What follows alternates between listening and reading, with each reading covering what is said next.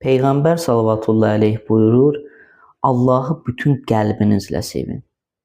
Qəlbinizdə Allahın sevgisi yer alsın.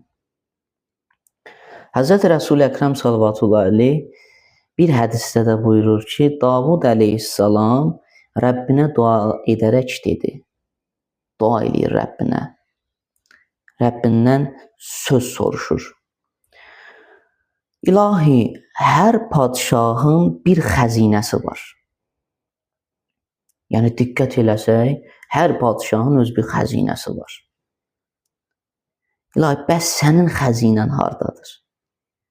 Yəni, sənin xəzinən hardadır? Uca Allah buyurur, mənim ərşdən böyük, kürsüdən geniş, cənnətdən ətirli, mülkdən daha zinətli bir xəzinəm var. Gör, nə gözəldir. Davud əleyhissalamın münacatıdır.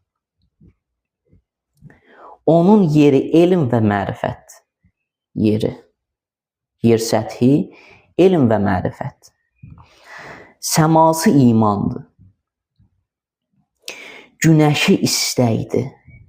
İstək. Ay işığı eşqdir. Ulduzları qəlbdir. İnsanların qəlbləri deyir, bunun ulduzudur. Buludları hikmətdir.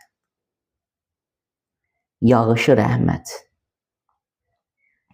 Bunun deyir, meyvəsi 4 dənədir. 4 qapıdan ibarətdir. Birinci qapı elm, ikinci qapı dözümlülük, üçüncü qapı səbr, dördüncü qapı razılıqdır.